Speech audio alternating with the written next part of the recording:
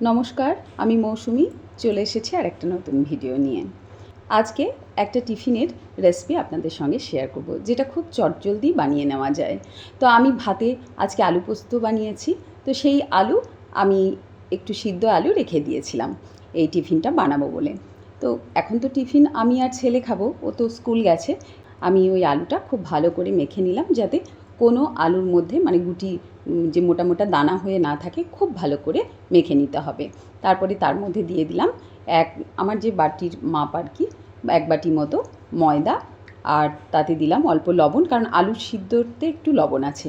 পরিমাণ মতো লবণ দিলাম, চিলি ফ্লেক্স দিলাম, জোয়ান দিলাম, আর তেল দিলাম, সাদা তেল। তো এই তেল দিয়ে ভালো করে মাখিয়ে নিলাম, আর যদি অল্প জল লাগে, আমার অল্প জল লাগলো, তো জল দিয়ে খুব ভালো করে ডোটা মাখিয়ে রেখে দিলাম। এবার আমি ওই ডোটা থেকে লেচি কেটে নেব। তো এটা কিন্তু খুব তাড়াতাড়ি হয়ে যায়।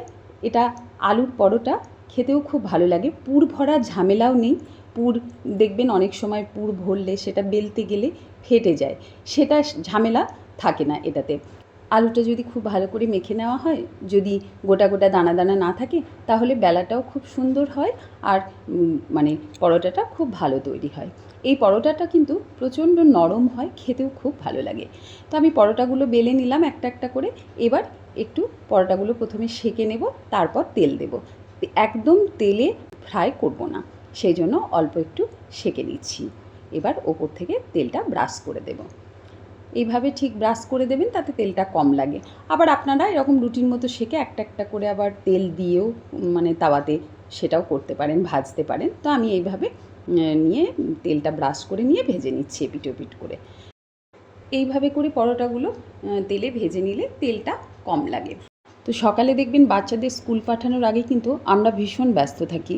ওদের একবার খাওয়ানো, স্কুলে যাওয়ার জন্য রেডি করা, তারপর স্কুলের টিফিন ভরে দেওয়া।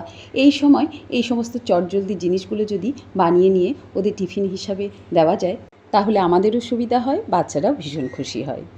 দেখুন কত নরম হয়েছে, একদম সফট, খেতেও কিন্তু ভীষণ সুস্বাদু হয়। চটজলদি এইভাবে আপনারাও বানিয়ে নিতে পারেন আলুর পরোটা, যেটা কিন্তু আপনারা অফিসের লাঞ্চে বা স্কুলে বাচ্চাদের টিফিনেও দিতে পারবেন।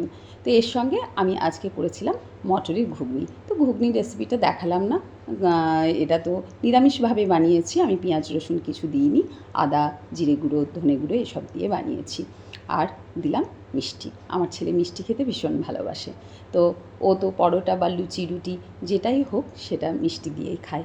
আমিও তাই খেতাম আগে, কিন্তু এখন আর আমার খাওয়া হয় না মিষ্টিটা। তো আমি শুধু পরোটাটা ঘুগনি দিয়েই খাচ্ছি। তো যারা আমার ভিডিওটি ইউটিউব থেকে দেখছেন, তারা অবশ্যই চ্যানেলটি সাবস্ক্রাইব করে দেবেন, আর যারা ফেসবুক থেকে দেখছেন পেজটি ফলো করে দেবেন। আজ এই পর্যন্তই, আসি তাহলে।